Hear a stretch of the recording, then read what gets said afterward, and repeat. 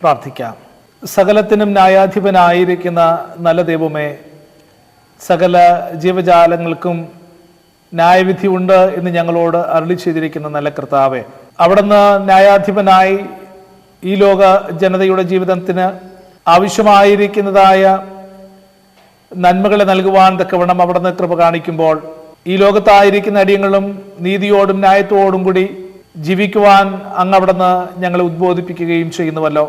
ഇന്ന് ഈ നാളുകളിൽ ജീവിതത്തിൻ്റെ വ്യത്യസ്തമാകുന്ന മേഖലകളിലൂടെ കടന്നുപോയി കോടതി വ്യവഹാരങ്ങളിൽ നീതിന്യായ വ്യവസ്ഥയുടെ മുൻപിൽ വിലാപത്തോടും കണ്ണുനീരോടും ശങ്കയോടും കൂടി നിൽക്കുന്ന നിന്റെ പ്രിയപ്പെട്ട മക്കൾക്ക് വേണ്ടി പ്രാർത്ഥിക്കുന്നു. അന്യായമായതൊന്നും ആരുടെയും ജീവിതത്തിൽ സംഭവിക്കുവാനിട കൊടുക്കാതെ കർത്താവെ, സകല നീതിയും ന്യായവും ഓരോ ജീവിതങ്ങളിലും സാധ്യമാക്കപ്പെടുവാൻ തക്കവണ്ണം അവിടുന്ന് സഹായിക്കണമേ എന്ന് പ്രാർത്ഥിക്കുന്നു. കുടുംബ ജീവിതത്തിൻ്റെ ബന്ധങ്ങളിൽ ഉലച്ചിൽ തെറ്റി നീതിന്യായ വ്യവസ്ഥയുടെ മുൻപിൽ നിൽക്കുന്ന ദമ്പതിമാരെ ഞങ്ങൾ പ്രത്യേകം ഓർക്കുന്നു.